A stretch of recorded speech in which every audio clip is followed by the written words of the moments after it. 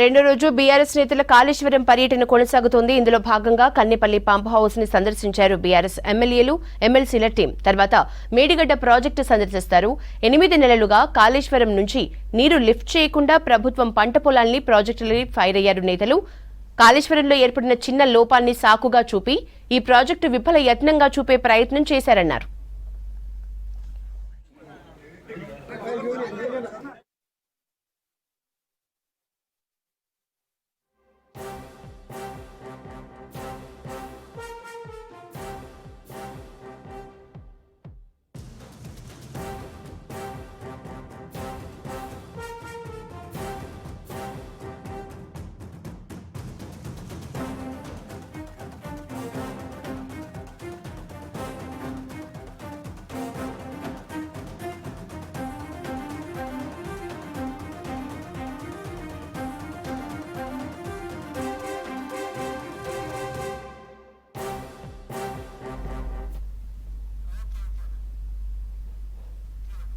అంతకుముందు కాళేశ్వరం ముక్తేశ్వర ఆలయంలో ప్రత్యేక పూజలు చేశారు బీఆర్ఎస్ నేతలు.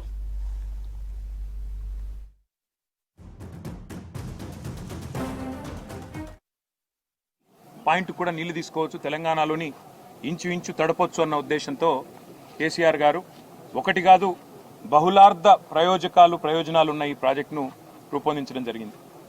ఇవాళ ఎక్కడైతే మనం నీళ్లు చూస్తున్నామో ఇది దాదాపు 80-90 మీటర్ల మీద సముద్ర మట్టానికి ఇక్కడ ఉన్నది. అదే హైదరాబాద్ తీసుకుంటే 535 మీటర్ల మీద ఉంటుంది. కరీంనగర్ ఏదైతే ఎల్ఎండి చెప్తున్నారో గౌరవనీయులు కమలాకర్ గారు, అక్కడ దాదాపు 300 పైచిలకు మీటర్ల మీద 350 మీటర్ల దాకా అక్కడ ఉంటుంది. అంటే ఇక్కడ నుంచి అక్కడికి నీళ్లు తీసుకొని పోవాలంటే నీళ్లు ఎత్తిపోసుకుంటూ ఒక్కొక్క దశలో కొన్ని నీళ్లు తీసుకొని పోతూ అల్టిమేట్గా పైదాకా 618 మీటర్లు ఏదైతే కొండపోచమ్మ సాగర్ ఉందో అక్కడ దాకా నీళ్ళని తీసుకొని పోవచ్చు. మార్గ మధ్యంలో ఉండే ఊర్లు కానీ పట్టణాలు కానీ మంచినీళ్ళు దాపిచ్చొచ్చు. అదేవిధంగా లక్షలాది ఎకరాలకు సాగునీరు అందించవచ్చు. మధ్యలో ఎవరైనా పరిశ్రమలు పెట్టాలనుకుంటే ఆ పరిశ్రమలకు కూడా నీరు అందించవచ్చు. అదేవిధంగా మత్స్య సంపద ప్రోత్సహించవచ్చు.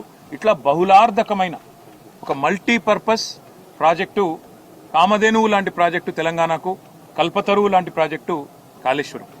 ఇవాళ నిన్న ఈ 2 రోజులు కూడా బీఆర్ఎస్ శాసనసభ్యులు, శాసన మండలి సభ్యులు, సీనియర్ నాయకుల బృందం పెద్దలు కేసీఆర్ గారి ఆదేశం మేరకు శాసనసభ నిన్న బడ్జెట్ పెట్టంగానే మేము బయలుదేరి ఎగువ గోదావరి నుంచి మొదలుపెట్టి ఈరోజు దిగువన ఉండే ప్రాణహిత దాకా మేము మా పర్యటన నిన్నటి నుంచి ఈరోజు దాకా కొనసాగించినాం.